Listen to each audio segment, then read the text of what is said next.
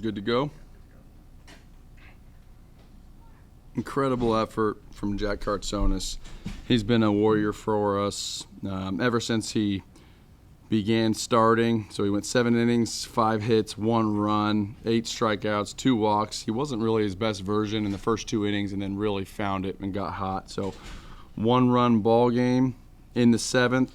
It really felt like today we had a chance to score late and we were going to walk them off in the final game of the regular season. At least that was the narrative that I had in my mind. Obviously it didn't go our way, and Fairman got in there and Estridge got in there and Glasscock got in there, but we never got anything going offensively the entire day. So is there an update on Carson? Was that the umpire's decision? That's what it looked like from up there, that it was the umpire kind of noticed something? No, our pitching coach, Justin Oney, actually noticed something. Carson was kind of like moving his arm around and maybe feeling out his arm a little bit. So we went and checked with him, and he said he felt a little bit of something in his arm. And so at that point, we just wanted to be extra cautious. So haven't had an update. I think Carson's in the training room right now. Explanation you got on the interference call? That the runner was inside the baseline past 45 feet was the explanation that I got. I was disappointed in the call. Obviously, it makes more sense to be inside the line when you don't have a safety base. So when you add a safety base and a runner hits the safety base, they're obviously not inside the line. That's the benefit of having that safety base.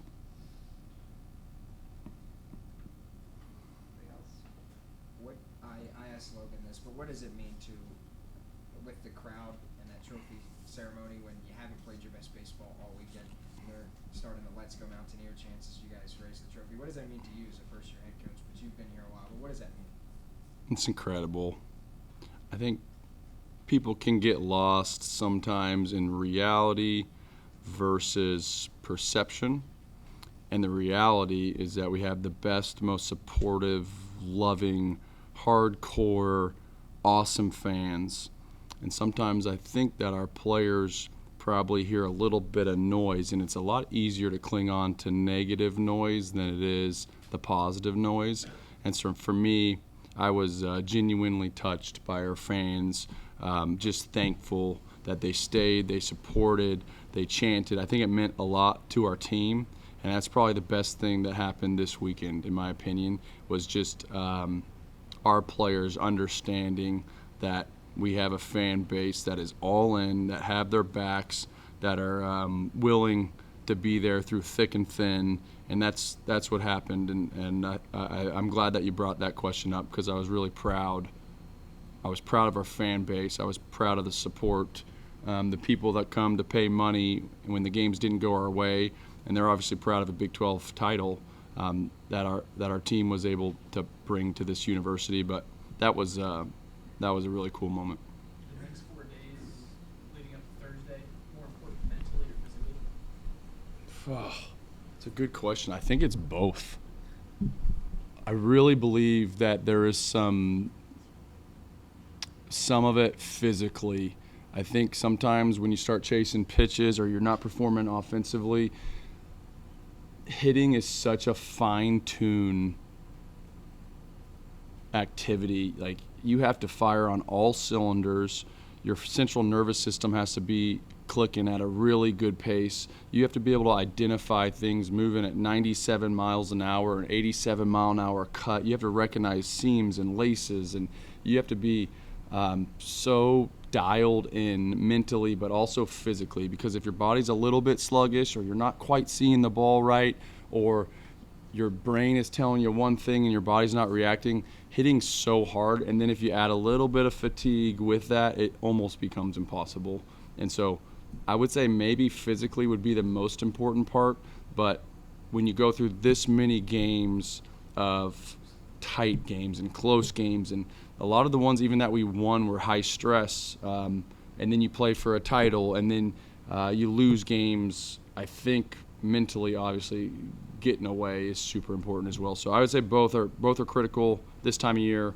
And tomorrow, we told the guys, we really don't want them to come to the facility. Like, we really don't want you to go throw plyo balls or lift or find your swing in the BPC. We have a little bit of a window here where we need the guys to get away. Because you guys got the #1 seed, the trophy.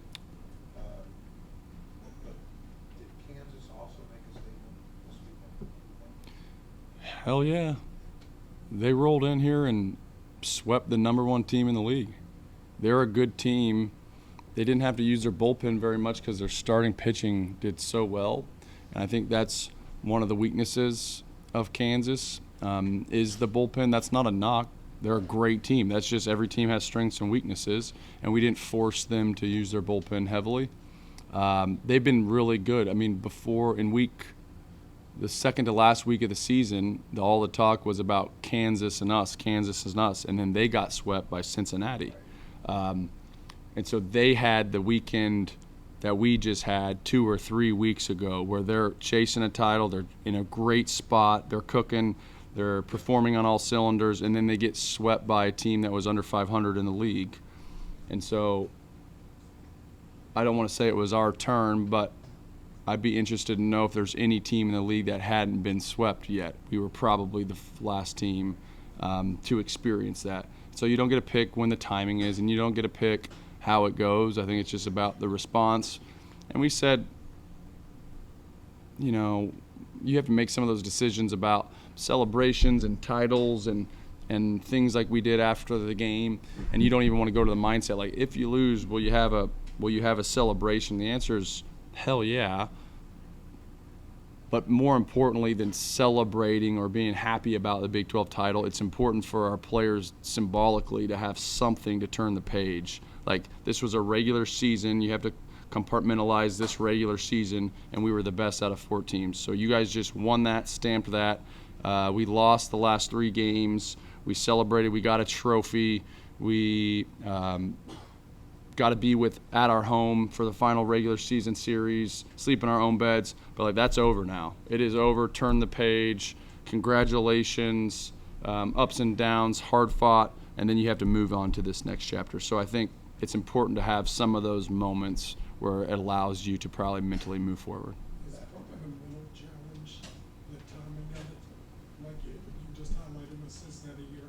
If you've gone through this stretch in April and ended the season 11-2, 11-3, or whatever, you'd be feeling better, obviously, but is that a message you trying to get across to your team? Hey, it happened in the whole season. You got to look at it as a whole, not just what happened here. That's it. It is a whole season. And you don't get to pick when you play good and when you play bad and when the bats are hot and when the bullpen's cooking and how the defense is going and when injuries happen. Like, all those things happen throughout the season. I'm really not wrapped up in the win just because I've been part of a season here where I think we won 18 out of the last 21 games and didn't make a regional, where we got super hot and we were really good and we were just absolutely cooking and we thought we deserved one. So to be in this chair comparatively is so much better. Like, you win a title and you lose your last 2 series and you have some downtime to get ready for the tournament. So I feel good about where we're at. I really, really feel good about the starting pitching. How many times do you play great defense and have really good starting pitching and struggle like we did? It's not very normal. The offense wasn't good, but traditionally all year I think we average 9 runs a year, so you feel like we'll probably be able to – that probably won't be something that lasts, and offense is fickle. So I love where we're at starting pitching. The Estridge coming out of the game, that wasn't good. That's a guy that you need to rely on and count on, and has been really good for us. But I do feel great about our starting pitching going in the tournament with some rest and a bye. We're in as good a situation as you could ever ask for this time of year, other than that mentality or the momentum, which some will say is real and some will say is fake. Because that next chapter is in Arlington now. I imagine you don't have a lot of good memories of Arlington. A lot of good things to say about Arlington. Approximately zero. Yeah. I mean, taking that next step now in a place that hasn't been good to you guys, just I feel good. I don't know how many years have we been playing there. It's 3, 0-6 in 3 years. And so I remember like the first year it kind of hit us. We're like, we got to do something different. So then we practiced somewhere different the day before. We took batting practice at a new location. There's some wonky tournament rules where like you only have so much allotted time, and it's very strict. You're on and off the field, and there's people making sure you don't take 1 extra minute on the field for practice. Extremely strict guidelines. So we're like, we're gonna go to University of Texas Arlington and practice and go about our business and prepare that way. And we went 0-2. And then the next year we're like, all right, we need to travel a different day and get there early, and we need to hit in the cages first. We had a whole new plan. Yep, that's going to prepare us. And we went 0-2. So I actually feel more comfortable now because I feel like we've almost exhausted all the coach things that you could do, eating, flying, meals, lift on Tuesday, no lift on Wednesday, prepare, not. I think at this point it's like we're just comfortable. We've been there a lot of times. This is our 4th year there. We get to rest. We made one adjustment this year because we thought we'd be a top 4 seed. So instead of leaving Monday morning at 7 a.m. like we always do, or get to the bus at 5 a.m. and fly out at 8, I think we have a 7 p.m. flight. We're like, we don't need to be there 3 days before we play. So we'll rest. We'll have a slower day on Monday. We'll catch a night flight over there, have dinner, and go to bed. So that's the big adjustment this year. That's going to be the ticket. But it is single elimination. Is that a different feel? Yeah, we are the only team in Big 12 history to win the play-in game in the tournament. There's only been one of those suckers, a play-in game in Big 12's history. It was one of those years. You remember what that was, Adam? No. So we always say that West Virginia is the play-in game champion, and maybe this will be kind of a feel like a single game. I think the single game for us couldn't be better. The reasoning is you don't want to play with a double elimination tournament. There's a chance to play 5 games if you work your way out of a loser's bracket. The last thing that this team needs this time of year is to play 5 games before a regional. And so you either get hot and you play a 3-game series and you win a tournament and you feel great about it, or you lose a game and then you go get rested and you get ready for the big dance. So I think I feel really good about where we're at that way. Steve, a little off topic, but can you tell us a little bit about Jaden Collins and her impact on the team? Yeah. She's our head student manager, been here for years, is incredible. She's very organized. She is type A, and what she's brought to the table that we've done better this year than any previous year is that she organizes a 34-man student manager crew based on hours and skills and job responsibilities. So she does a lot of things individually, but she's essentially an HR coordinator for a lot of students that help inside the program. She also understands scouting and recruiting and helps with the BPC and recruiting tours and meals and everything else. But probably what she has done that's the most important thing for us is organize this big team of people that want to help, and she makes sure that they feel like they're needed, they're wanted, and that they're organized, knowing when to show up to the field and how long they're there and what their responsibilities are. So for a college student to do that is remarkable. She has leadership skills that are so far and above a traditional college student. It's laughable. She will lead organizations, she'll lead people, she'll have major responsibilities in her life. So I look forward to seeing like where she goes and what she does. Coach, in past years, Maisie, at least publicly to us, they always try to play off the results of conference tournaments, like they didn't really matter or didn't play that pivotal of a role in postseason stuff. Mm-hmm. Now, might have been different behind closed doors, I get that. What are your thoughts on conference tournaments? Are they important? Do you need results from the conference tournament this year? Yeah, I think we're playing for a lot. if we won a regular season title and a conference tournament title, we're hosting. Right.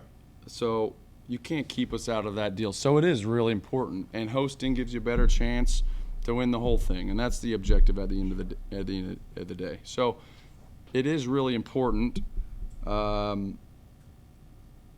It's this weird purgatory between playing for a championship or getting to the NCAA regional and then playing for a national title. So there's not direct impact on winning a national title. So it's this weird purgatory week where you really have to balance winning a tournament title and setting your team up to be the most successful they can be in the big tournament. So it's not that it's not important because there are ramifications. It's just nobody can go full steam. The only thing that matters is winning the tournament unless you're not going to play in a regional and you have to, right? So you have 6 teams that the only thing that matters is the tournament, and then you have another half that they want to win the tournament but don't have to win the tournament. So that's the difference essentially. And so that's why it can get a little bit wonky when it comes to pitching and setting people up and those kind of things. Steve, you talked yesterday about intent and how you guys approach the game. When you hit the postseason, do intentions change, and should they? No, I think it's like essentially automatic focus and intent, because that's what these kids have worked for their entire lives. And so I think at that point, it then goes back to calmness and confidence and trusting your training and slowing your heart rate down. So sometimes the length of the regular season, you need to concentrate on the intent and focus. And then normally once the postseason rolls around, it's who can play the freest and most relaxed baseball is going to win the games. Yep. Thanks for everything.